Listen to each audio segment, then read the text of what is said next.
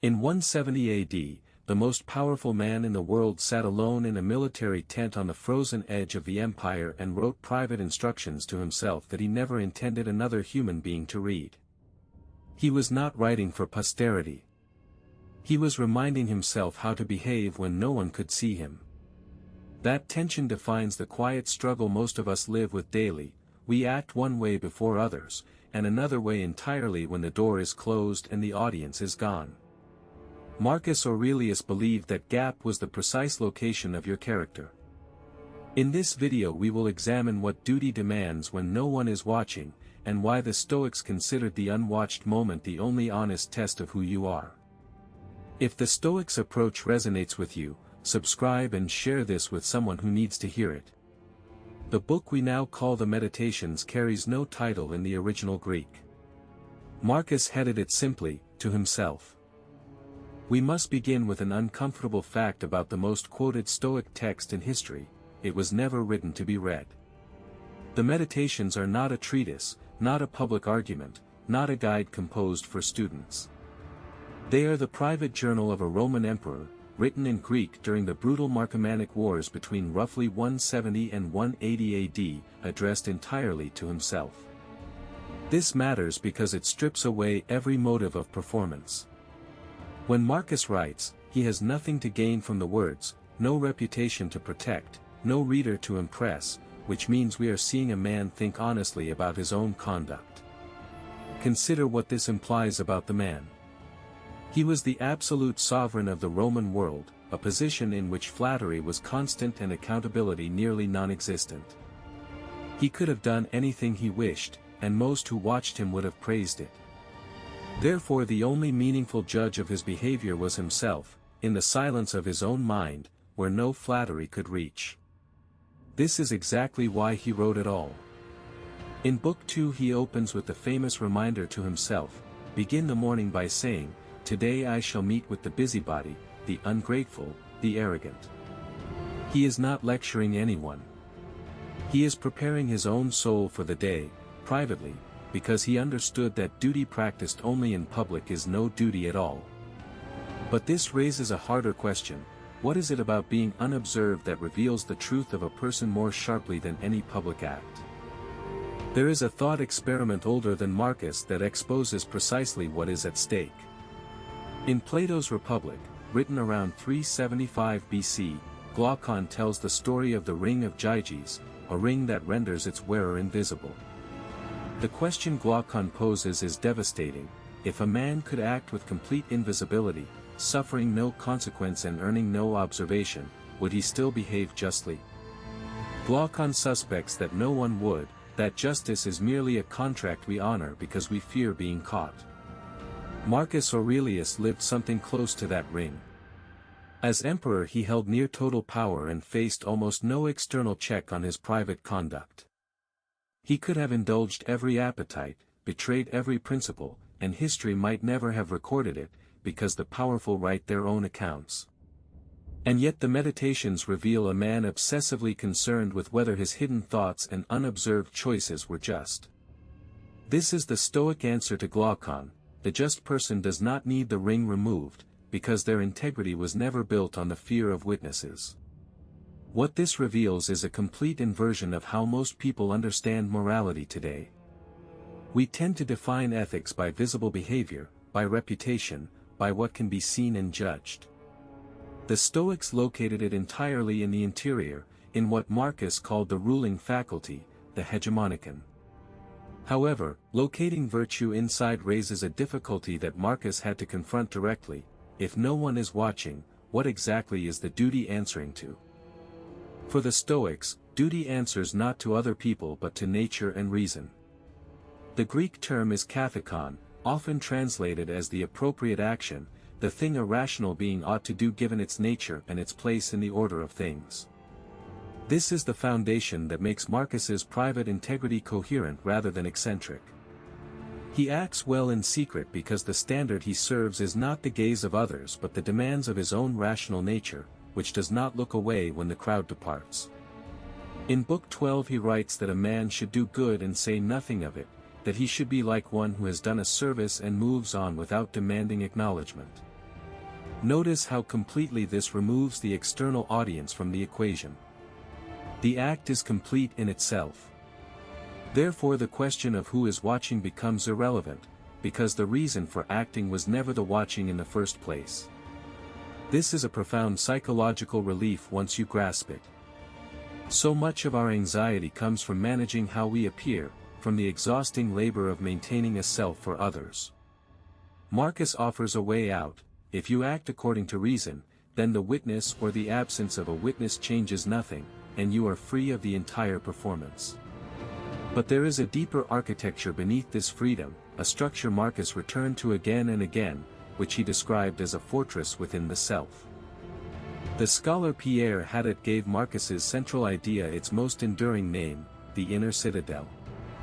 Throughout the Meditations Marcus describes a place within the mind that nothing external can breach, a stronghold of reason and judgment that remains intact regardless of circumstance. In Book 8 he writes that you have power over your mind, not outside events, and that realizing this gives you strength. The citadel is the seat of duty precisely because it cannot be invaded by opinion, fortune, or the absence of observers. What makes this image so powerful for the unwatched moment is its self-sufficiency. A fortress does not depend on the surrounding terrain, it stands by its own walls. Likewise, the person who has built an inner citadel does not require external eyes to behave rightly, because the source of right action is sealed within. This is why Marcus could remain just while wielding power that invited corruption, because his governing principle was internal and therefore immune to the lawlessness of secrecy. Haddot, writing in his 1992 study of the Meditations, argued that for Marcus this was not metaphor but daily practice, a constant withdrawal into the ruling part of the soul to test one's intentions against reason.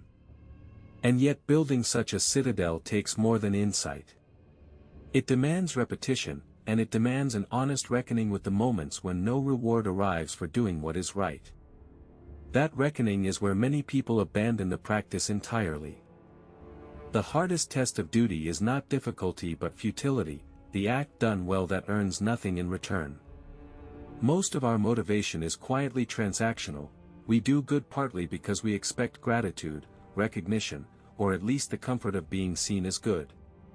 Marcus confronts this directly and dismantles it. In Book 5 he compares the good man to a vine that bears grapes and then seeks nothing further, asking no thanks for having produced fruit, simply moving on to bear again in season. The vine does not wait for applause. It does not check whether anyone observed the harvest. It acts according to its nature and is complete. Therefore, Marcus argues, the reward of a just act is having acted justly, and to demand anything beyond that is to misunderstand what the act was for. This is duty in its purest form, severed entirely from the economy of recognition. This reframing dissolves a particular kind of bitterness that poisons so many lives, the resentment that builds when our quiet sacrifices go unnoticed. If you act expecting acknowledgement and receive none, you feel cheated. But if the acting was itself the reward, there is nothing left to be cheated of. However, this raises the obvious objection that real people are not vines, that we are wired to feel the sting of being overlooked, which forces us to ask how Marcus actually trained himself to live this way. Marcus did not arrive at his integrity through belief alone but through relentless self-examination, a practice he inherited from his Stoic teachers and likely from the older Pythagorean tradition of the Evening Review. The Stoics recommended ending each day by interrogating one's own conduct. What did I do? What did I leave undone? What passion governed me? And was my action aligned with reason? The Meditations are, in a real sense, fragments of exactly this practice caught on the page. This is why the unwatched moment was so central for him. When you review your own day in private, the only witness is yourself, and you cannot lie to the part of you that already knows the truth. Seneca describes the same discipline in his treatise on anger, written around 45 AD, where he recounts examining his own faults each night, summoning his soul to give an account before retiring to sleep. The judge in this courtroom is internal and incorruptible. What emerges from this practice is a self that becomes its own audience, a permanent observer who never leaves the room. This is the secret to acting well in solitude. The Stoic is never truly alone, because the rational self is always present and always watching. Therefore the distinction between public and private conduct collapses, because the most important spectator is the one who can never be escaped. But this internal witness can become harsh and tyrannical if misunderstood, which is why Marcus paired it with something most people overlook. What kept Marcus's self-examination from becoming mere self-torment was its orientation towards something larger than himself. For the Stoics, the rational nature we share is also a social nature. We are, in the famous image, parts of a single body. In Book 2 Marcus writes that we are made for cooperation, like the feet, the hands, the eyelids, and that to act against one another is contrary to nature.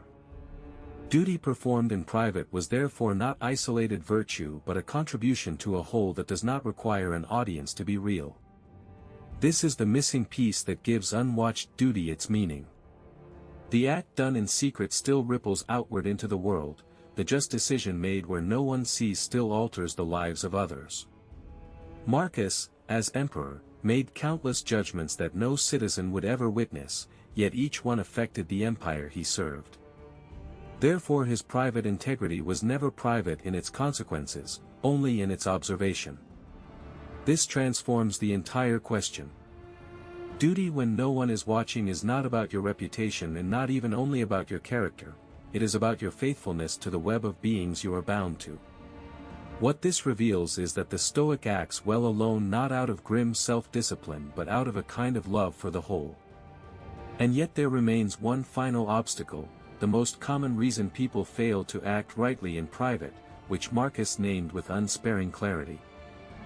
The most common failure of private duty is the quiet belief that secret acts do not count, that what no one sees does not shape who we are.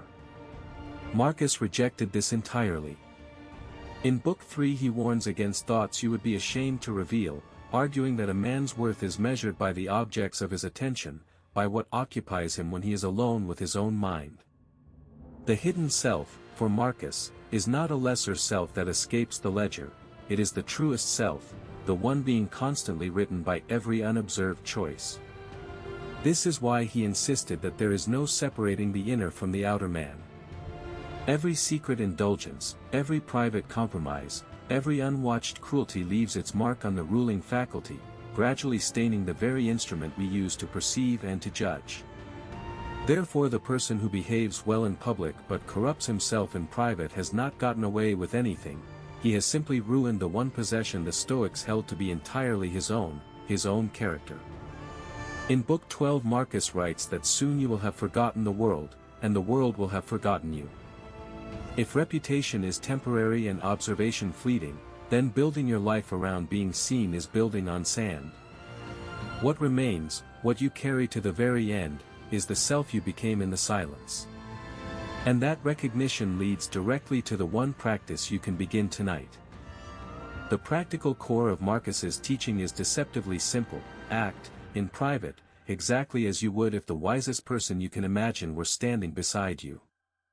Epictetus, whose discourses Marcus studied closely, recommended choosing such a figure, a Socrates or a Zeno, and measuring every action against their imagined presence.